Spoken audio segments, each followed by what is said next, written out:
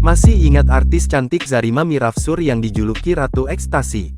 Dulu lahirkan anak di dalam sel, begini kabarnya sekarang. Zarima Mirafsur merupakan seorang model dan aktris cantik yang tenar di tahun 90-an. Namanya sempat meredup setelah dirinya kepergok membawa 30.000 butir pil ekstasi. Dirinya dicekal pada tahun 1996 dan menggegerkan jagat hiburan kala itu. Oleh karena itu ia disebut dengan Ratu Ekstasi dan sempat mendekam di penjara.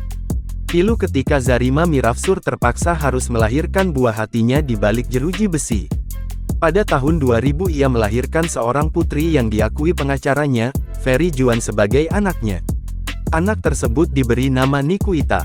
Zarima Mirafsur membantah dan bilang kalau anaknya adalah buah hatinya dengan seorang politikus.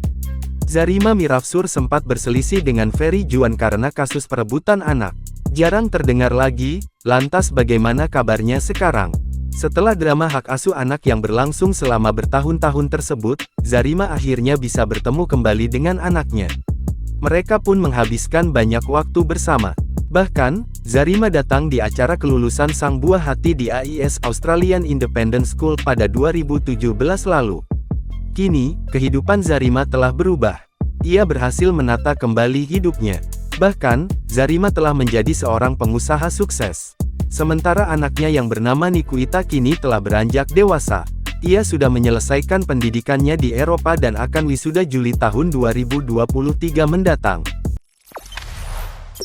Jangan lupa subscribe, share, komen, dan like ya!